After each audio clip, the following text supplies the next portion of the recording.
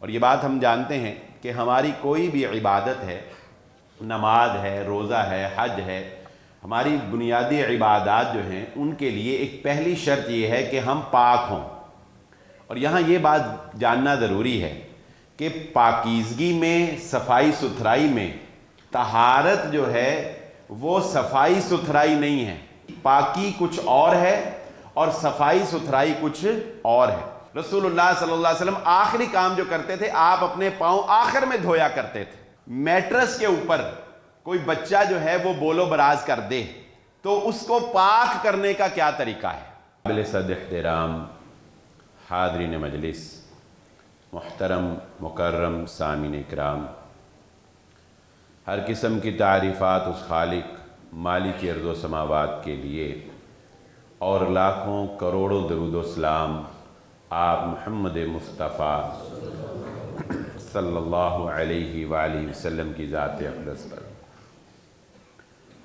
ہماری آج کی گفتگو وہ مسائل سے متعلق ہوگی، کیونکہ جہاں پر اصلاح ضروری ہے، انفارمیشن ضروری ہے، تاریخ سننا ضروری ہے، آخرت کے اخلاق کے واقعات اور احادیث اور قرآن سننا ضروری ہے، وہاں پر میرے اور آپ کے لیے بحیثیت مسلمان دینی مسائل کا جاننا بھی بہت ضروری ہے۔ اور آپ کو علم ہوگا کہ الحمدللہ ہم گاہے بگاہے کچھ ماہ کے بعد ایک جمعہ ایسا ضرور رکھتے ہیں کہ جن میں ہم عبادات سے متعلق یا دیگر جو ہمارے امور ہیں ان کے متعلق جو مسائل دین نے ہمیں بیان کیے ہیں ان کو بھی سمجھیں۔ تو آج کا جو ہمارا جمعہ ہے یہ طہارت کے متعلق کچھ مسائل کے اوپر ہوگا۔ طہارت دین اسلام کے اندر ایک بنیادی چیز ہے، کیونکہ انسان کو پیدا کیا گیا ہے اللہ رب العزت کی بندگی اور عبادت کے لیے۔ وما خلقت الجن والانس الا لیعبدون۔ اور اللہ رب العزت نے اپنے نبی صلی اللہ علیہ وآلہ وسلم کو حکم دیا، یا ایھا المدثر قم فانذر وربک فکبر وثیابک فطہر والرجز فاہجر۔ تو بنیادی طور پر اللہ تعالیٰ نے نبی صلی اللہ علیہ وسلم کو جہاں عبادت کا حکم دیا تو وہاں یہ حکم بھی دیا کہ اپنے آپ کو پاک کیجئے، اپنے آپ کو پاکیزہ کیجئے۔ اور یہ بات ہم جانتے ہیں کہ ہماری کوئی بھی عبادت ہے، نماز ہے، روزہ ہے، حج ہے، ہماری بنیادی عبادات جو ہیں ان کے لیے ایک پہلی شرط یہ ہے کہ ہم پاک ہوں۔ اور یہاں یہ بات جاننا ضروری ہے کہ پاکیزگی میں، صفائی ستھرائی میں اور طہارت کا اردو ترجمہ جو ہے وہ پاکیزگی کر لیا جاتا ہے، لیکن زبان کا جو اصل حق ہے وہ بہرحال دوسری زبان میں کنورٹ کرنے سے ادا نہیں ہوتا۔ لیکن آپ یوں سمجھ لیں کہ طہارت جو ہے وہ صفائی ستھرائی نہیں ہے۔ طہارت پاکیزگی، پاکی کچھ اور ہے اور صفائی ستھرائی کچھ اور ہے، اور اسلام نے دونوں کا مطالبہ کیا ہے، لیکن پہلے پہلے پاکیزگی ہے، پھر اس کے بعد صفائی ستھرائی ہے۔ اگر آپ پاک نہیں ہیں اور صرف صاف ہیں تو آپ کی اس صفائی کا کوئی فائدہ نہیں، لیکن اگر آپ پاک ہیں اور صاف نہیں ہیں تو تھوڑا بہت کام چل جائے گا۔ مثال کے طور پہ پاکیزگی کیا ہے؟ پاکیزگی ہے کہ آپ حالت جنابت میں نہ ہوں۔ پاکیزگی یہ ہے کہ آپ حالت جنابت میں نہ ہوں۔ پاکیزگی یہ ہے کہ خواتین حالت حیض میں نہ ہوں۔ اور صفائی ستھرائی کیا ہے؟ کہ آپ نے بڑا اچھا صاف ستھرا لباس پہنا ہے، آپ نے عطر لگایا ہے، آپ کے بالوں پہ گرد نہیں ہے، آپ نے ساکس پہنی ہیں، آپ نے بڑا سوٹڈ، آپ دیکھنے میں بہت صاف ستھرے ہیں۔ لیکن اگر ایک کافر 3 پیس سوٹ پہن کے دیکھنے میں بہت صاف ستھرا ہے لیکن اس نے استنجا ہی صحیح نہیں کیا تو وہ پاک نہیں ہے۔ اگر آپ استنجا صحیح نہیں کر رہے تو آپ پاک نہیں ہیں۔ اس لیے پہلے پاکیزگی کا خیال کرنا ہے اور اس کے بعد صفائی ستھرائی کا خیال کرنا ہے۔ اکثر لوگ جو بیرون ممالک میں رہتے ہیں وہ اس بات کا ہم سے اظہار کرتے ہیں، یا خود بھی اگر ہمیں کبھی کورین یا چائنیز وغیرہ کے ملاقات کا ان سے یا ان کے کسی اپارٹمنٹ میں جانے کا موقع ملے تو اکثر مجھے کوئی اس کا خاص مشاہدہ نہیں ہے، مگر میں نے یہ بات ان لوگوں سے سنی ہے جو ان غیر مسلموں سے ملتے ہیں. وہ کہتے ہیں کہ پتہ نہیں کیا وجہ ہے کہ باوجود اس کے کہ وہ بہت صاف ستھرے نظر آ رہے ہوتے ہیں لیکن ان سے ایک سمیل سی آتی ہے، ان سے ایک بو سی آتی ہے، پتہ نہیں کیا وجہ ہے. تو جو بندہ استنجا ہی صحیح نہ کرے تو اس سے پھر سمیل ہی آئے گی نا. تو اصل کیا ہے؟ اصل یہ نہیں ہے کہ آپ دیکھنے میں بڑے اچھے لگ رہے ہوں صاف ستھرے، یہ بھی ضروری ہے، اس پر ہم بات کریں گے، لیکن اس سے پہلے کی ضرورت کیا ہے کہ آپ کو استنجا کرنے کا صحیح طریقہ آتا ہو، آپ پانی کا استعمال کرتے ہوں. آج کل پانی وافر ہے، اگر پانی نہیں ہے تو مٹی کے ڈھیلے کے ساتھ آپ استنجا کر سکتے ہیں. آپ کو غسل جنابت کا طریقہ جو ہے وہ مکمل آتا ہو. رسول اللہ صلی اللہ علیہ وآلہ وسلم نے جمعے والے دن غسل کو لازم کیوں قرار دیا؟ فرض تو نہیں ہم اس کو کہہ سکتے، لیکن فرض جیسا ہی ہے نا کہ اللہ کے نبی صلی اللہ علیہ وآلہ وسلم کی یہ ایک ہمیشہ سنت تھی، آپ صلی اللہ علیہ وسلم اس کی ترغیب دیتے تھے. کیوں؟ کہ چلو کم، ویسے تو یہ فیکٹ کرتا ہے پولوشن کے اعتبار سے. فیصل آباد کے اندر، پاکستان کے ان شہروں کے اندر جتنی پولوشن ہے، اگر آپ روز نہ نہائیں تو آپ سے ایک دن 2 دن بعد ہی سمیل آنا شروع ہو جائے گی.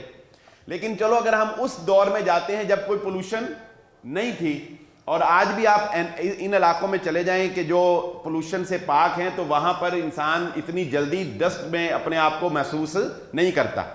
اس کے باوجود اللہ کے نبی صلی اللہ علیہ وسلم کیا کہہ رہے ہیں کہ کم از کم ہفتے میں ایک دن، جمعے والے دن تو انسان کو ضرور نہانا چاہیے. اور اس کی ایک وجہ کیا ہے؟ اس کی ایک وجہ یہ ہے کہ جمعے کا اجتماع عام نمازوں کے اجتماع سے بڑا ہوتا ہے. تو لہذا یہ بہت ضروری ہے کہ آپ کی ذات سے آپ کے ساتھ والے نمازی کو تکلیف نہ ہو. اگر آپ کے سے بو آ رہی ہے اور ساتھ والا آپ کے ساتھ بیٹھ گیا اور سارے جمعے چ میری گل کوئی سمجھ نہیں آنی، وہ تہاڈی بو دا ہی علاج سوچتا رہے گا کہ یار یہ کو کداں جان چھڑاواں، ہن اٹھیے تے تاں گستاخی ہے، بیٹھیے تے سمجھ کچھ نہیں آ رہی. اس لیے اپنا جمعہ بھی بچائیں اور اپنے ساتھ دوسروں کا جمعہ بھی بچائیں. اور یہ بھی بہت ضروری ہے کہ اس سردیوں کے موسم کے اندر بعض لوگ جو ہیں وہ جرابیں اتنی بدبودار پہنتے ہیں، بعض لوگوں کے ناخن اتنے بڑے ہوتے ہیں، بعض لوگوں کے پاؤں جو ہیں ان کی ایڑیاں گندی ہوتی ہیں، بعض لوگوں کے منہ سے سمیل آ رہی ہوتی ہے، بعض لوگوں کے بالوں سے سمیل آ رہی ہوتی ہے. رسول اللہ صلی اللہ علیہ وآلہ وسلم نے پیاز کھا کر مسجد میں جانے سے کیوں منع کیا ہے؟ آپ صلی اللہ علیہ وآلہ وسلم نے خوشبو کو کیوں پسند فرمایا ہے؟ جبکہ نبی صلی اللہ علیہ وسلم کے تو پسینے سے خوشبو آتی تھی. لیکن یہ سب کیوں ہے؟ کیونکہ نمازی آدمی اس میں کوتاہی نہیں کر سکتا. دوسرا بندہ تو شاید وہ تھوڑا ڈسٹینس سے ہی کسی کو ملے گا نا، لیکن نمازی آدمی نے تو صف میں قدم سے قدم ملا کر جب نمازی کے ساتھ کھڑے ہونا ہے نا، تو اسے اپنی پاکیزگی، اپنی صفائی کا خیال بے نمازی کے مقابلے میں بہت زیادہ رکھنا ہے. اور اس سے پہلے جو ہمیں وضو سکھایا گیا ہے وہ بھی تو یہی ہے کہ اگر ہاتھوں پہ، چہرے پہ کوئی ڈسٹ وغیرہ لگی ہے تو اس کو انسان صاف کر لے. تو اس لیے صفائی ستھرائی میں سب سے پہلی چیز پاکی ہے. اور دوسرا آپ نے اس بات کا خیال رکھنا ہے کہ آپ کی وجہ سے، آپ کی گندگی کی وجہ سے، آپ کی حرکتوں کی وجہ سے، بعض لوگ نماز میں حرکتیں اس طرح کی کرتے ہیں کہ ساتھ کھڑے والا بندہ جو ہے وہ اس کی نماز جو ہے وہ ساری نماز میں اس کو ہی سوچتا رہتا ہے. اس لیے آپ کی یہ بھی کوشش ہونی چاہیے کہ آپ کی ذات سے کسی دوسرے کو تکلیف نہیں پہنچنی چاہیے. آپ اس طرح سے نفاست کا جو ہے وہ خیال رکھیں. بہت سی ایسی چھوٹی چھوٹی باتیں ہیں، اگر آپ ان کا خیال رکھتے ہیں نا تو آپ بہت سی مشکلات اور بہت سی پریشانیوں سے بھی بچ جاتے ہیں. مثال کے طور پہ اسی ٹاپک سے ریلیٹڈ ایک چھوٹی سی بات ہے، مثلا کپڑے بدلنا. اب کپڑے تبدیل کرنا یہ کتنی ایک نیچرل چیز ہے کہ ہم میں سے ہر کسی نے جو ہے وہ لباس تبدیل کرنا ہوتا ہے، صبح شام بچوں نے تبدیل کرنا ہوتا ہے.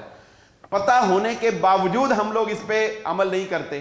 کیا کہ اگر کوئی بندہ لباس اتارتے وقت بسم اللہ پڑھ لے، صرف ہم عام طور پہ اس کا خیال نہیں کرتے، سستی کر جاتے ہیں، پتہ بھی ہوتا ہے نہیں کرتے. فائدہ کیا ہوگا؟ رسول اللہ صلی اللہ علیہ وآلہ وسلم نے ارشاد فرمایا، جامع صحیح کی روایت ہے کہ جو بندہ لباس کو اتارتے وقت بسم اللہ پڑھ لیتا ہے، اللہ تعالیٰ اس کو جنات کی نظر بد سے محفوظ کر لیتا ہے. یعنی آپ یعنی جس طرح انسانوں کی نظر لگتی ہے نا، ایسے جنوں کی بھی نظر لگ جاتی. ایسے واقعات آپ کو سننے میں آتے ہوں گے کہ جن اس کے پیچھے پڑ گئے، کسی مرد کے پیچھے، کسی خاتون کے پیچھے، اور وہ کہتے ہیں جی نہیں جان نہیں چھوڑنی اس کی شادی کہیں نہیں ہونے دی. ایسے بہت سے واقعات. اور بچوں کو بالخصوص جو ہے اس چیز کا اہتمام سکھانا چاہیے کہ یہ وہ ادب و آداب ہیں کہ چھوٹی چھوٹی سی باتیں ہیں. بیت الخلاء میں جاتے وقت، لباس پہنتے وقت، جوتا اتارتے وقت، لباس پہنتے اتارتے، رات کو سونے سے پہلے، شام کو، صبح کو، اگر ہم ذکر و اذکار کا اور ان پاکیزگیوں کا خیال رکھیں تو اللہ رب العزت ہمیں بہت سی شیطانی آفتوں سے بھی اللہ تعالی ہمیں محفوظ کر لیتا ہے. کیونکہ گندگی شیطان کا گھر ہے. شیطان گندگی کو پسند کرتا ہے. گندے انسان پر شیطان کا حملہ جلدی ہوتا ہے. اور جو بندہ 5 وقت کی نماز پڑھتا ہے وہ گندا نہیں رہ سکتا. یاد رکھیے یہ بات. کیوں؟ عام طور پہ لوگ یہ سوال کرتے ہیں کہ انسان اگر جنبی ہو جائے تو کیا اسے فوری طور پر غسل کرنا لازم ہے؟ کتنی دیر تک انسان حالت جنابت کے اندر رہ سکتا ہے؟ اور بالخصوص ان سردیوں کے موسم میں. تو رسول اللہ صلی اللہ علیہ وآلہ وسلم سے احادیث میں یہ بات ثابت ہے کہ آپ صلی اللہ علیہ وآلہ وسلم بسا اوقات جنبی حالت کے اندر سو جایا کرتے تھے، اور اس کے بعد صبح اٹھ کر فجر کی نماز سے پہلے رسول اللہ صلی اللہ علیہ وآلہ وسلم غسل کیا کرتے تھے.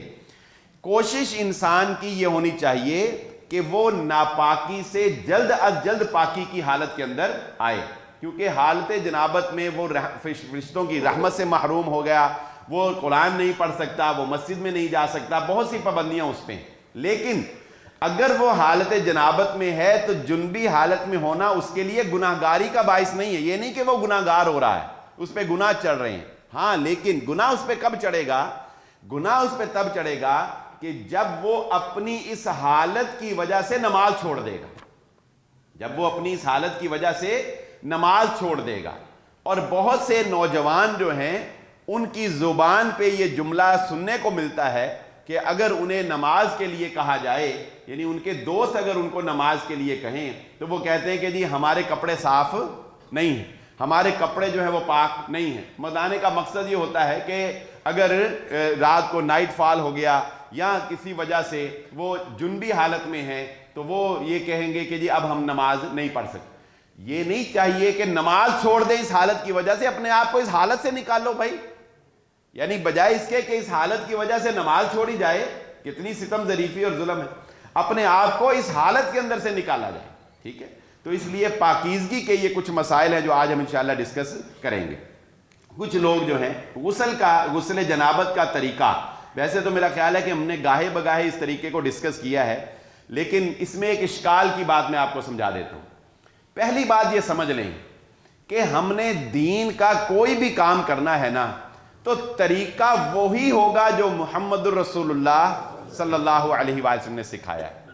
لیکن فقہا نے کچھ انسانوں کے کچھ بیچارے جو نادان رہ گئے یا کم علم رہ گئے یا انہیں مسئلے کا پتہ نہیں چل سکتا، ان کے لیے تھوڑی سی رعایتیں نکالی ہیں. ان کے لیے تھوڑی سی رعایتیں نکالی. وہ رعایتیں کیا ہیں کہ فقہا نے ترتیب کر دی کہ یار یہ فرض ہے، یہ سنت ہے، یہ مستحب ہے، یہ مکروہ ہے، یہ فلاں ہے. یہ جو ڈیوائیڈ کیا گیا ہے نا، یہ ڈیوائیڈ صرف اس لیے کیا گیا کہ اسلام پھیلا، لوگوں کا عمل کم ہو گیا. ورنہ صحابہ کے لیے کیا فرض، کیا مستحب، کیا وہ تو کہتے تھے رسول اللہ صلی اللہ علیہ وسلم کو دیکھا بس ہم نے کرنا ہے. جو رسول اللہ صلی اللہ علیہ وسلم کو نے کہہ دیا وہ کرنا ہے. جو رسول اللہ صلی اللہ علیہ وسلم کو دیکھا وہ انہیں تو اللہ کے نبی صلی اللہ علیہ وسلم کی بات پہ یقین، ایسے آنکھیں بند کر کے یقین. وہ حضرت علی رضی اللہ تعالیٰ عنہ نے، آپ نے واقعہ سنا ہوگا، اختصار سے ذکر کر دوں. جب وہ ایک عورت جس کو حضرت حاتب نے خط دے دیا تھا تو وہ مکہ جا رہی تھی خط لے کر، تو خط جو ہے وہ اس نے اپنی چٹیا میں گھما کے ڈالا ہوا تھا، اس سے مل نہیں رہا تھا. حضرت علی رضی اللہ تعالیٰ عنہ کو اس عورت نے کہا میرے پاس نہیں ہے. تلاشی بھی لی لیکن نہیں ملا. تو حضرت علی رضی اللہ تعالیٰ عنہ نے کیا کہا؟ اس نے کہا بات یہ ہے کہ خط ہم نے تجھ سے نکال کے ہی رہنا ہے، خط تیرے پاس ہے اس لیے کہ ہمیں جس نے بتایا ہے وہ کوئی اور نہیں، وہ محمد الرسول اللہ صلی اللہ علیہ وسلم. یہ ہو نہیں سکتا خط تیرے پاس نہ، خط تیرے سے نکلنا ہے، تلاشی لے کے نہیں نکال سکے وہ، لیکن انہوں نے کہا خط لیے بغیر تجھے جانے دے سکتے ہم نہیں۔ ایسے بہت سے واقعات ہیں کہ صحابہ نے نبی کی جو بات صلی اللہ علیہ وسلم سنی، انہیں تو بس آنکھیں بند کر کے یقین۔ لیکن پہلی بات یہ سمجھ لیں کہ غسل جنابت کے لیے اگر کوئی آدمی، یہ میں صرف فرض بتانے لگا ہوں، اور یہ میں فرض صرف ان لوگوں کے لیے بتانے لگا ہوں جو بیچارے آج سے پہلے اس وہم میں ہو کہ پتہ نہیں ہم غلط کرتے رہے ہیں، پتہ نہیں ہم لوگوں کو یہ وہم بھی مار جاتا ہے کہ یار پتہ نہیں آج سے پہلے ہم غلط ہی کرتے رہے ہیں، تو اب پتہ نہیں وہ پچھلی نمازوں کا کیا بنا اور پچھلی حالتوں کا کیا بنا۔ اس لیے صرف فرض کے حد تک بتانے لگا ہوں کہ غسل جنابت فرض صرف اتنا ہے کہ آپ نمبر ایک آپ کی نیت ہونی چاہیے کہ میں غسل جنابت کرنے لگا ہوں، میں فرضی غسل کرنے لگا ہوں، کیونکہ انما الاعمال بالنیات، یہ ضروری ہے نیت۔ اور دوسری بات کہ آپ نے کلی کی ہو، ناک میں پانی ڈالا ہو اور اپنے پورے جسم کو پانی سے دھویا ہو تو آپ کا غسل ہو جائے گا، یہ فرضی غسل ہے۔ یہ صرف غسل کا جو فرض ہے وہ آپ کا پورا ہو جائے گا۔ اس لیے اگر ماضی میں کوئی انسان غلطی کرتا بھی رہا ہے تو یہ کام تو اس نے کیے ہی ہوتے ہیں نا، تو اس لیے اسے صرف میں پریشانی سے اس کو نکال رہا ہوں۔ لیکن اس کے علاوہ جو صحیح طریقہ غسل کا ہے رسول اللہ صلی اللہ علیہ وآلہ وسلم کا، وہ یہی ہے کہ انسان نیت کرے، اس کے بعد اپنے بائیں ہاتھ کے ساتھ اپنی شرمگاہ کو دھوئے، اپنے جسم پر کوئی گندگی وغیرہ ہے اس کو دھوئے، پھر اس کے بعد نماز کے وضو کرنے کی طرح وہ وضو کرے گا، لیکن وضو میں مسح ہوتا ہے، اور غسل جنابت میں مسح نہیں کرنا بلکہ سر کے بالوں کو اچھی طرح سے دھونا ہے کہ کوئی بال خشک نہ رہ جائے، جڑوں تک پانی پہنچ جائے۔ اگر آپ اس چیز کا اہتمام کر سکتے ہیں کہ پہلے دائیں سے آغاز کریں پھر بائیں سے، یعنی اگر آپ ڈبے سے پانی ڈال رہے ہیں ڈول سے تو پہلی دائیں پہ ڈالیں پھر بائیں پہ، یہ سارا اہتمام کرنا چاہیے۔ اور وگرنہ آج کل شاور ہیں، آپ شاور کے نیچے آ جائیں، اور اس کے بعد آپ نے پاؤں دھونے ہیں۔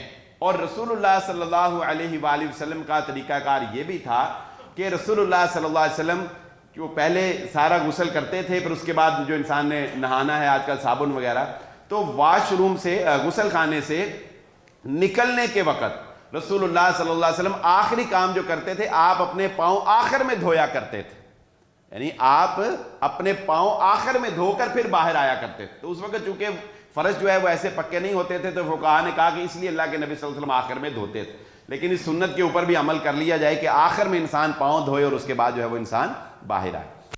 پھر اس کے بعد ایک مسئلہ جو ہے وہ اس سردیوں کے موسم میں بہت اہم ہے کہ عام طور پہ ہم لوگ اپنے ہاتھوں پاؤں پہ کریموں کا استعمال کرتے ہیں یا ہم ویزلین وغیرہ کا استعمال کرتے ہیں۔ تو ویزلین اور کریمیں وغیرہ جو ہیں یہ بسا اوقات آپ کی جلد کے اوپر ایک ایسے طے بنا دیتی ہیں جیسے لیمینیشن ہوتا ہے۔ تو آپ اگر پاؤں دھوئیں نا تو آپ نے محسوس کیا ہوگا کہ قطرے اوپر تیر رہے ہوتے ہیں، وہ ماس اس کو جذب نہیں کر رہا ہوتا بلکہ وہ کیا ہو رہا تھا، اوپر تیر رہے ہوتے، جیسے واٹر پروف فیبرک ہوتا ہے تو اس کے اوپر قطرہ سلپ کرتا ہے، اندر جذب نہیں ہوتا۔ تو ایسی صورت میں جب آپ کو یہ محسوس ہو کہ آپ کی کریم یا آپ کی ویزلین ایسی لگی ہے جو پانی کو جلد تک پہنچنے نہیں دے رہی، تو پھر اس کو ہاتھ سے مل لینا چاہیے تاکہ پانی جو ہے وہ جسم کے اوپر پورا، یعنی عام طور پہ ہم ہاتھوں سے ملتے نہیں ہیں نا، بس ایسے ٹوٹی کے نیچے کر دیا چلو جی، لیکن اگر آپ کو محسوس ہو کہ یہاں ہاتھوں پہ یا پاؤں پہ بالخصوص ویزلین لگاتے ہیں، تو اگر محسوس ہو کہ پانی صحیح جذب نہیں ہو رہا، اوپر سے گزر رہا ہے، جسم کو لگ نہیں رہا، تو پھر اس کا طریقہ یہ بہتر ہے کہ شک سے بچنے کے لیے کہ آپ اس کے اوپر ہاتھ سے اس کو مل لیں۔ ورنہ ویسے تو پانی بہانے سے زیادہ اگر آپ ملے تو ایک گلاس سے بھی وضو ہو جاتا ہے، آدھے گلاس سے بھی لوگ وضو کر لیتے ہیں۔ اگر آپ پانی ڈالیں اور پھر اس کو مل کے جو ہے وہ وضو کریں نا تو یہ آدھے گلاس سے بھی انسان وضو کر سکتا ہے۔ سردیوں کے اندر ایک اور مسئلہ جو لوگوں کی طرف سے اور بالخصوص خواتین کی جانب سے یہ زیادہ پوچھا جاتا ہے کہ اگر میٹرس کے اوپر کوئی بچہ جو ہے وہ بول و براز کر دے تو اس کو پاک کرنے کا کیا طریقہ ہے۔ تو پہلی بات تو یہ سمجھ لیں کہ اللہ صلی اللہ علیہ وآلہ وسلم نے دودھ پینے والے لڑکے اور لڑکی کے یورین میں پاک کرنے کے اعتبار سے فرق کیا ہے۔ جب تک بچہ ٹھوس غذا نہیں کھاتا، جب تک وہ مدر فیڈ کے اوپر ہے، تب تک اگر بیٹی ہے تو بیٹی کے یورین کو دھونے سے ہی پاک کیا جائے گا۔ اس لیے میٹرس کے اندر اگر کوئی بچہ جو ہے وہ کر دے یورین، تو اس کا بہتر طریقہ یہ ہے کہ میٹرس کے اوپر پانی بہایا جائے اور پھر اس کو خشک کرنے کے لیے انسان دھوپ کے اندر رکھ دے، تاکہ اس کے اندر سے دھوپ کی وجہ سے وہ بخارات بن کے وہ پانی جو ہے وہ چلا جائے۔ کیونکہ ناپاکی جو ہے وہ تو آپ کی اتنی خطرناک ہے، اور بالخصوص یہ یورین کے معاملے میں کہ رسول اللہ صلی اللہ علیہ وآلہ وسلم نے اس قبر والے کے بارے میں جس کے اوپر آپ نے ٹہنی لگائی تھی نا، آپ صلی اللہ علیہ وسلم نے فرمایا تھا کہ اس کو عذاب قبر اس لیے ہو رہا ہے کہ یہ استنجا کرتے وقت اپنے پیشاب کے چھینٹوں سے بچنے کی کوشش نہیں کرتا تھا، یہ صحیح طریقے سے پاکیزگی جو ہے وہ اختیار نہیں کرتا تھا۔ اسی طرح خواتین کی جانب سے یہ سوال بھی کیا جاتا ہے کہ بچے کو واش کرتے وقت کیا وضو ٹوٹ جاتا ہے یا وضو قائم رہتا ہے؟ یعنی ماں اگر اپنے بچے کو دھوتی ہے تو ظاہر ہے کہ بچے کو دھوئے گی تو اس کے شرمگاہ کو ہاتھ لگے گا، تو کیا اس کا وضو ٹوٹ جاتا ہے یا نہیں ٹوٹتا؟ تو اس بارے میں بھی راجح موقف یہی ہے کہ بچے کو دھوتے وقت ماں کا وضو جو ہے وہ نہیں ٹوٹے گا۔ ہاں البتہ رسول اللہ صلی اللہ علیہ وآلہ وسلم نے اس بارے میں دو روایات بیان فرمائی ہے، اور ان کے درمیان پھر فقہاء نے تطبیق دی ہے کہ آپ صلی اللہ علیہ وآلہ وسلم نے ایک حدیث میں تو یہ بات ارشاد فرمائی کہ جو بندہ شرمگاہ کو ہاتھ لگائے تو اسے چاہیے کہ وہ وضو کرے، اور دوسری حدیث میں صحابی نے رسول اللہ صلی اللہ علیہ وسلم سے پوچھا تو نبی صلی اللہ علیہ وسلم نے فرمایا کہ جس طرح تمہارے جسم کا دیگر لحم گوشت ہوتا ہے، اس طرح وہ بھی جسم کا گوشت ہے، تو لہذا اس سے وضو نہیں ٹوٹے گا۔ تو اس کے درمیان پھر مختلف تطبیق فقہاء نے دی ہے، زیادہ اس میں بہتر جو جس کو اکثر فقہاء نے اختیار کیا وہ یہی ہے کہ اگر شہوت کے ساتھ شرمگاہ کو ہاتھ لگایا جائے تو وضو ٹوٹ جائے گا، وگرنہ وضو نہیں ٹوٹے گا۔ تو اسی بنیاد کے اوپر فقہاء نے یہ فتویٰ دیا ہے کہ چھوٹے بچے کو واش کرتے ہوئے اگر ماں واش کرتی ہے تو ماں کا اپنا وضو جو ہے وہ نہیں ٹوٹے گا۔ اسی طرح خون نکلنے سے یا سگریٹ پینے سے یا کوئی گالی گلوچ کرنے سے یا کوئی موبائل کے اوپر کچھ بھی دیکھنے سے کیا وضو ٹوٹ جاتا ہے یا نہیں ٹوٹتا؟ یہ بات ذہن نشین رکھیں کہ نواقض وضو وہی ہیں جو محمد الرسول اللہ صلی اللہ علیہ وآلہ وسلم نے بیان کر دی، ان کے علاوہ کسی کام سے وضو نہیں ٹوٹے گا۔ اور وہ کیا ہے؟ سبیلین میں سے، یعنی آپ کے شرمگاہ میں سے کسی چیز کا خارج ہونا، نمبر 2 اونٹ کا گوشت کھانا، نمبر 3 انسان کے اوپر بے ہوشی کا طاری ہو جانا، یا انسان کا گہری نیند سو جانا۔ نیند بذات خود نواقض وضو نہیں ہے، لیکن نیند کے اندر انسان کو یہ ہوش نہیں رہتی کہ اس کی ہوا خارج ہوئی یا کہ نہیں ہوئی، اس لیے نیند کو بھی نواقض وضو میں شامل کیا گیا ہے کہ انسان اتنی گہری نیند ٹیک لگا کر، اگر آپ ایسے بیٹھے بیٹھے اونگ آ جائے تو کوئی مسئلہ نہیں ہے۔ صحابہ اکرام رسول اللہ صلی اللہ علیہ وآلہ وسلم کے انتظار میں بسا اوقات نماز میں انتظار میں بیٹھے بیٹھے ایسے سر ان کے گرنے لگ جاتے تھے، اور اسی طرح کھڑا ہو کے صحابہ اکرام نماز پڑھ لیتے۔ اس سے کیا پتہ چلا کہ اگر آپ کی ٹیک لگا کر نیند نہیں ہے، ایسے بیٹھے بیٹھے اونگ آ گئی تو اس سے وضو نہیں ٹوٹے گا۔ اگر آپ نے ٹیک لگائی ہے، گہری نیند کے اندر آپ چلے گئے ہیں، تو اس سے آپ کو وضو کرنا پڑے گا۔ ان کاموں سے وضو ٹوٹ جاتا ہے، اور ہر اس کام سے جس سے غسل فرض ہوتا ہے اس سے وضو بھی ٹوٹ جاتا ہے۔ جس کام سے انسان پر غسل واجب ہو جاتا ہے اس سے وضو بھی اس پر فرض ہو جاتا ہے۔ تو ان کے علاوہ اگرچہ فقہاء نے، جیسا کہ میں نے کہا نا کہ بسا اوقات فقہاء نے لوگوں کو رعایتیں دینے کے لیے تقسیم کیا، بسا اوقات ڈرانے کے لیے، بسا اوقات کیا کیا ہے کہ ڈرانے کے لیے۔ کوئی انہوں نے ڈرایا نہ تے پھر جس طرح میں نے آج آپ کو تھوڑی سی ریلیکسیشن دی ہے، فرضی سا غسل بتا دیا ہے، انہیں یہ نہ ہوئے گھر جا کے تسی یہی فرض تے ہی پکے ہو جاؤ۔ سوچو آج تک ایویں کھپتے ہی رہے ہیں، اتنا کام کھپتے ہی رہے ہیں، یہ فرض پتہ لگ گیا۔ تو فقہاء اس طرح کی باتوں میں ڈراتے بھی ہیں کہ بھائی جان مکروہ ہو جائے گا وضو، مکروہ ہو جائے گا۔ مکروہ کیا ہونا ہے وضو؟ وضو ہے یا نہیں ہے، مکروہ والا راستہ تو بیچ میں نہیں ہوتا. لیکن وہ کیوں کہتے ہیں مکروہ ہو جائے گا؟ فقہاء نے یہ اصطلاح کیوں نکالی کہ وہ کہتے ہیں کہ تاکہ لوگ یہ سمجھیں کہ ہمارے وضو کی وہ کوالٹی نہیں رہے گی جو کوالٹی مطلوب ہے، اس میں فالٹ آ جائے گا، اس کی کوالٹی ڈاؤن ہو جائے گی، اس کے پک تھوڑے کم ہو جائیں گے، سٹچ تھوڑے کم ہو گئے، اس کے وہ فنشنگ نہیں آ رہی اس میں. تو اس لیے مکروہ وغیرہ نہیں ہوتا. لیکن سگریٹ پینے سے وضو نہیں ٹوٹتا، گالی گلوچ کرنے سے وضو نہیں ٹوٹتا، اور اسی طرح موبائل پر کچھ دیکھنے وغیرہ سے وضو نہیں ٹوٹتا. یہ میں اس لیے نہیں کہہ رہا کہ تسی وضو کر کے گالا کڈو یا موبائل دیکھو، یہ میں اس لیے بتا رہا ہوں کہ بعض اوقات انسان ایسی حالت میں ہوتا ہے کہ وضو نہیں کر سکتا. اس نے ایک وضو کیا، اس کے بعد موبائل استعمال کر لیا یا کوئی زبان سے اول فول نکل گیا، تو اب بندہ کہے کہ ہن میں پھر وضو کرا، تو وہ پھر لوگ شش و پنج کا شکار ہو جاتے ہیں. ٹھیک ہے، تو اس لیے بہرحال ان چیزوں سے وضو جو ہے وہ نہیں ٹوٹتا. اور خون نکلنے سے بھی وضو نہیں ٹوٹتا جسم سے. رسول اللہ صلی اللہ علیہ وآلہ وسلم کے صحابہ حالت نماز کے اندر تیر لگے ہیں، واقعات موجود ہیں نا، حالت نماز میں تیر لگے، اور تیر سے خون ظاہر ہے جسم سے کس سپیڈ سے بہا، لیکن نماز مکمل کر کے انہوں نے وہ تیر نکالا. اور رسول اللہ صلی اللہ علیہ وسلم کو بھی اس کے بارے میں پتہ چلا، دیگر صحابہ کو بھی پتہ چلا. کسی نے نہیں کہا کہ تیری تو نماز ہوئی نہیں کیونکہ تیرا تو وضو ہی ٹوٹ گیا، لہذا جب وضو ہی ٹوٹ گیا تو تجھے نماز اپنی چھوڑ دینی چاہیے تھی. نہیں، بلکہ اس کی نماز مکمل کرنے کو سراہا گیا ہے. اسی طرح بسا اوقات بہت سے لوگ جو ہیں وہ یہ سوال بھی کرتے ہیں کہ بعض لوگوں کو کسی نہ کسی بیماری کی وجہ سے ان کا وضو جو ہے وہ مستقل قائم نہیں رہتا. کسی کو کوئی مسئلہ، کسی کو کوئی مسئلہ، کسی کو ہوا کا مسئلہ ہے، کسی کو کوئی یورین کے جو ہے وہ ڈراپس کا مسئلہ ہے، تو وضو قائم نہیں رہتا. تو اس کے لیے ایک اصولی بات سمجھ لیں. رسول اللہ صلی اللہ علیہ وآلہ وسلم کے پاس اسی طرح ایک خاتون آئی تھیں جن کو یہ مسئلہ تھا کہ ان کا بلڈ جو ہے وہ پیریڈز کے علاوہ بھی نہیں رکتا تھا.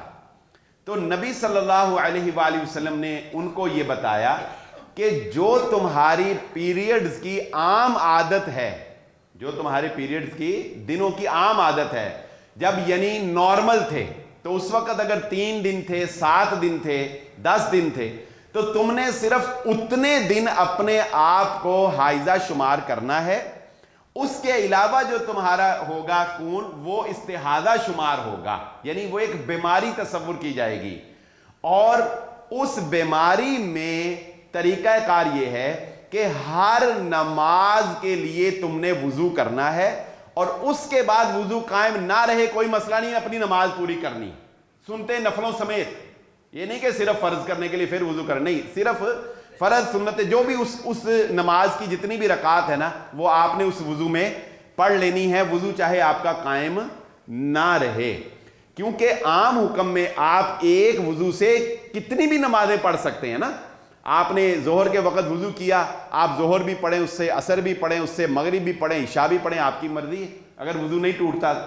لیکن جو بیمار آدمی ہے وہ اس کے لیے ایسا نہیں ہے کہ وہ ایک وضو سے زیادہ نمازیں پڑھے گا، بلکہ وہ ایک وضو سے ایک ہی نماز پڑھے گا. اور اس میں ایک اور بات آئی ہے تو میں خواتین سے متعلق جو ہے وہ یہ مسئلہ بھی بیان کر دوں کہ جو حیض کے علاوہ، پیریڈز کے علاوہ، جیسا کہ اللہ تعالیٰ نے قرآن میں فرمایا، جو آیت میں نے آپ کے سامنے پڑھی، وَيَسْأَلُونَكَ عَنِ الْمَحِيضِ قُلْ هُوَ أَذًى فَاعْتَزِلُوا النِّسَاءَ فِي الْمَحِيضِ. یہ آپ سے حیض کے بارے میں پوچھتے ہیں، بتا دیجئے کہ یہ ایک بیماری ہے، لہذا اس بیماری میں خواتین سے دور رہو. خواتین سے دور رہنے کا مطلب یہ نہیں ہے کہ ان کے قریب ہی نہ جاؤ، ان کا سالن نہ کھاؤ، ان کو ہاتھ نہ لگاؤ. رسول اللہ صلی اللہ علیہ وسلم نے حضرت عائشہ صدیقہ رضی اللہ تعالیٰ عنہ سے کہا تھا، مسجد میں بیٹھے تھے، آپ صلی اللہ علیہ وسلم سے چٹائی مانگی، انہوں نے کہا میں حائضہ ہوں. آپ صلی اللہ علیہ وسلم نے فرمایا حیض جو ہے وہ تمہارے ہاتھ میں نہیں آ گیا، ناپاکی تمہارے جسم میں سرایت نہیں کر گئی، صرف جو چیز منع ہے وہ مباشرت ہے. آپ تعلقات قائم نہیں کر سکتے، انٹرکورس نہیں کر سکتے. اس کے علاوہ بیوی کے ساتھ دیگر امور کا اسی طرح سے جاری رکھے جائیں گے جس طرح کے عام حالت کے اندر جو ہے وہ رکھے جاتے ہیں. ہاں البتہ اگر اس حالت میں بیوی کے ساتھ کوئی تعلقات قائم کرتا ہے تو اس کے لیے بھی پھر شریعت نے کفارہ رکھا ہے. اگر کوئی پیریڈز کے دوران حالت حیض میں بے صبرہ ہو کر اگر کوئی تعلقات قائم کر لیتا ہے تو پھر رسول اللہ صلی اللہ علیہ وآلہ وسلم کی حدیث کے مطابق اگر وہ آدمی مالدار ہے تو وہ 1 دینار صدقہ کرے گا، اور اگر کوئی کمزور ہے، غریب آدمی ہے، تو پھر وہ نصف دینار صدقہ کرے گا۔ اور یہ پیسے کتنے بنتے ہیں سنو گے تو انشاءاللہ کدے نہیں سوچو گے اداں کرو۔ 4.374 گرام دینار سونے کا سکہ ہوتا تھا رسول اللہ صلی اللہ علیہ وسلم کے دور میں۔ آج کے حساب سے سونا بڑا مہنگا ہو گیا ہے، ٹھیک ہے، آج کے حساب سے یہ 82,000 روپیہ بنتا ہے۔ کتنا بنتا ہے؟ 82,000 روپے۔ ایک دفعہ دینا پائے گا نا تو مہینہ بڈھی دا منہ نہیں دیکھو گے انشاءاللہ، ایسے ہی ہے نا۔ اس لیے بتا رہا ہوں کہ کدے یہ سوچنا نہیں، سونا بہت مہنگا ہے، اور اگر کوئی غریب آدمی بھی ہے تو وہ 41,000 روپے بیچارہ دے گا، 41,000 روپے۔ لیکن شریعت نے یہ کفارہ کیوں رکھا؟ اس میں ہم آپ کا فائدہ ہے، کیونکہ میڈیکل سائنس بھی یہ کہتی ہے کہ ایسی حالت کے اندر اگر انسان یہ غلطی کرتا ہے تو وہ کسی بڑی سویر بیماری کا شکار ہو سکتا ہے، وہ بیماری اس کو اپاہج کر سکتی ہے، وہ بیماری اس کو ہمیشہ کے لیے جو ہے وہ باپ بننے سے محروم کر سکتی ہے، اس کو اولاد اس کو ہونے سے محروم کر سکتی ہے۔ اس لیے شریعت کے ہر کام کے اندر، اس میں کوئی شرم والی بات نہیں، یہ بات یاد رکھیں، ان مسائل کا علم ہوگا تو ہم ان کے اوپر عمل کر سکیں گے نا۔ اور اگر ممبر و محراب سے یہ بیان نہیں کرنے تو میں گھر گھر جا کے تو نہیں بیان کر سکتا کسی کے، کیا بھی آج تینوں میں اتنے بیان نہیں سی کر سکتا، آج تینوں اتنے کھڑا ہو کے میں دس دینا سارے طہارت دے مسائل، تو یہیں سے بیان ہوں گے، ممبر و محراب سے بیان ہوں گے، اور یہیں سے یہ سنے جائیں گے۔ اور رسول اللہ صلی اللہ علیہ وآلہ وسلم خواتین کے ان مسائل کو اپنی ازواج مطہرات کے ذریعے سے خواتین تک پہنچاتے تھے، اور انصار خواتین کی تعریف کی گئی ہے اس بارے میں کہ وہ شریعت کے مسائل پوچھنے میں رسول اللہ صلی اللہ علیہ وآلہ وسلم سے کسی قسم کی جھجک محسوس نہیں کرتی تھی۔ وہ شریعت کے مسائل، پاکی ہوگی تو آگے کچھ بنے گا نا بھائی۔ اسی طرح آپ دیکھیں کہ ڈیلیوری کے بعد، ایک تو یہ پیریڈز کا معاملہ جو ہے یہ خواتین کے ساتھ ہوتا ہے، اور دوسرا جو ڈیلیوری کے بعد جسے ہم نفاس کی حالت کہتے ہیں، اس میں بھی بہت سے لوگوں کو ایک بہت بڑی کنفیوژن ہے جو میں آج اس طہارت کے بیان میں چلے وہ بھی آپ کے سامنے نکال دیتا ہوں۔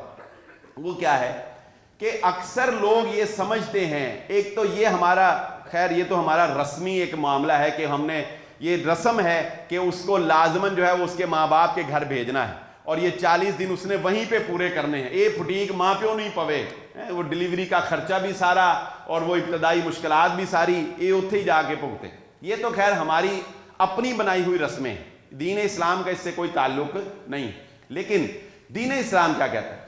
لوگ یہ بھی سمجھتے ہیں، خواتین بالخصوص اس بارے میں غلط فہمی کا شکار ہیں کہ یہ 40 دن پورے کرنے لازم ہے۔ ایسی کوئی بات نہیں، یہ 40 دن ڈیلیوری کے بعد یہ پورے کرنے ضروری نہیں ہے، یہ زیادہ سے زیادہ ہے۔ اگر خاتون جو ہے وہ ڈیلیوری کے 1 دن بعد 2 دن بعد پاک ہو جائے تو وہ پاک ہے، اس کے بعد وہ نمازیں بھی پڑھے گی اور اس کے بعد وہ روزے بھی رکھے گی۔ یہ صرف اس وقت تک ہے کہ جب تک اگر 40 دن تک بھی اس کی جو خون ہے، اس کے جو بلیڈنگ ہے وہ 40 دن تک بھی نہیں رکی، اور 40 دن کے بعد بھی جو ہے وہ خون آتا رہے، تو اب 40 دن کے بعد وہ پاک ہے، اور 40 دن کے بعد وہ نہا کے غسل کر کے وہ پاک ہو کر اور اس کے بعد نماز روزہ اور اپنے دیگر پاکیزی والے معاملات کرے گی۔ یعنی زیادہ سے زیادہ مدت 40 ہے، کم کی کوئی مدت نہیں، کم والی مدت فنش، وہ جب بھی پاک ہو جائے گی وہ پاک ہی تصور کیجئے۔ اور یہ بات بھی بات آئی ہے تو کہہ دیتا ہوں، بعض لوگوں سے غلطی ہو جاتی ہے کہ نفاس ہو یا حیض ہو، دونوں سے پاکیزگی خاتون کے غسل کرنے کے بعد ہوتی ہے۔ یہ خاتون کی غسل کر کے پھر وہ پاک ہوتی ہے، یہ نہیں کہ غسل نہیں کیا اور بلیڈنگ رک گئی تو خاتون سمجھے کہ میں پاک۔ پھر ایک اور سوال اس جانب سے بڑا لوگوں کے سامنے کیا جاتا ہے، وہ کہتے ہیں کہ اگر حالت جنابت میں غسل نہیں کیا اور اس کے بعد اگر پیریڈ شروع ہو گئے تو کیا اب جنابت کا غسل کیا جائے گا یا نہیں کیا جائے گا؟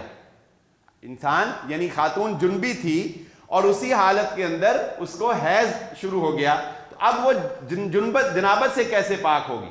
تو اس کا بھی مسئلہ سن لیجئے، اس پر پورا ایک تفصیلی فتویٰ بھی پچھلے دنوں علماء نے جامعہ سلفیہ سے حافظ مسعود عالم صاحب، ارشاد القدس صاحب، انہوں نے تینوں نے سگنیچر کر کے کیا. اتنا یہ مسئلہ عام ہو گیا کہ انہیں باقاعدہ ایک ریٹن فتویٰ جاری کرنا پڑا سوشل میڈیا پہ. تو اس میں سمجھ لیجئے کہ حیض کا اور جنابت کا ایک ہی حکم ہے. جب وہ حیض سے پاک ہو کر غسل کرے گی تو اسی غسل کے ساتھ وہ دونوں حالتوں سے پاک ہو جائے گی. کوئی الگ سے غسل کرنا اس کے لیے ضروری نہیں ہے. تو اس لیے یہ طہارت کے متعلق بہت سے ایسے مسائل ہیں. وقت قلیل ہے، اب ہر بات جو ہے ظاہر ہے کہ وہ اس کو کور نہیں کیا جا سکتا، لیکن کچھ باتیں تھیں جو ہم سے زیادہ سوال کیے گئے، وہ میں نے کوشش کی کہ آپ کے سامنے جو ہے وہ اس کو رکھ دیا جائے. اور اس کے علاوہ اگر کوئی ہو تو وہ آپ پوچھ سکتے ہیں، لیکن بہرحال کوشش کریں کہ طہارت کے متعلق ایسی باریک باتیں جو عام طور پہ انسان نہیں سن سکتا، نہیں سمجھ سکتا، ان کو پوچھنے میں کوئی ہچکچاہٹ جو ہے وہ، کوئی جھجک جو ہے وہ نہیں ہونی چاہیے. آپ ان کو پوچھیں تاکہ آپ مکمل طور پر ایک پاکیزگی والی زندگی جو ہے وہ گزاریں.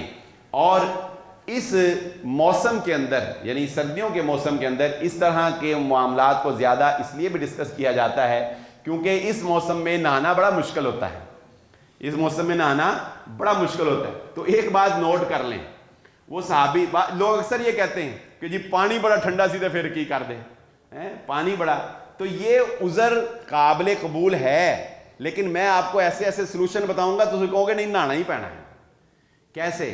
یہ بات ضروری ہے کہ صحابی نے کہا کہ رسول اللہ صلی اللہ علیہ وآلہ وسلم نے وفد بھیجا، وہ حالت جنابت میں، صحابی جنبی ہو گئے، امیر تھے وفد کے، نماز کا وقت ہوا، کہا جی میں جو ہے وہ نہیں غسل کر سکتا، تیمم کر لیا.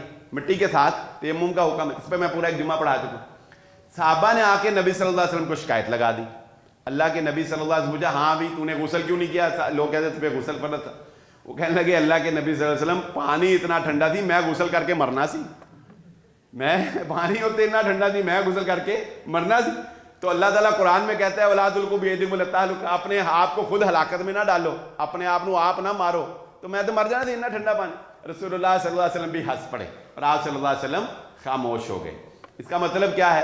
اس کا مطلب یہ ہے کہ اگر واقعی کوئی ایسی کنڈیشن ہو کہ پانی اتنا ٹھنڈا ہو کہ غسل کرنے سے آپ مر ہی جائیں گے تو پھر آپ تیمم کر سکتے ہیں. لیکن آج کل کے دور کے اندر آپ کے پاس گیزر کی سہولت موجود ہے. آپ کو پتہ ہونا چاہیے کہ مجھے غسل کرنا پڑ سکتا ہے، لہذا میں اس کا کوئی انتظام کروں. آپ کے پاس گیس کی سہولت موجود ہے، آپ چولہے پہ پانی گرم کر سکتے ہیں. آپ گیس بند ہو تو الیکٹرک راڈ موجود ہیں، آپ الیکٹرک راڈ کے اوپر جو ہے وہ پانی گرم کر سکتے ہیں. یعنی اس جدید دور کے اندر فیصل آباد کی چار دیواری کے اندر کوئی نوجوان یہ نہیں کہہ سکتا کہ پانی بڑا ٹھنڈا سی تھا میں نہا نہیں سکتا تھا لہذا میں فجر نہیں پڑھی. پہلے سے آپ کو جب آلٹرنیٹ موجود ہے تو آپ کا عذر ختم ہو جائے گا. جب سلوشن موجود ہو نا تو آپ کا اس عذر کام نہیں کرے گا. ہاں اگر سلوشن موجود نہ ہو تو پھر ٹھیک ہے، پھر کوئی مسئلہ نہیں ہے، پھر اللہ تعالیٰ نیتوں کو جانتا ہے، اللہ جانے اور آپ جانے، فیصلہ یہ آپ نے خود کرنا ہے. اللہ تعالیٰ سے دعا ہے اللہ تعالیٰ مجھے اور آپ کو جو کہا جو سنا سمجھنے کی اور عمل کرنے کی توفیق عطا فرمائے. وآخر الدعوانا الحمدللہ رب العالمین.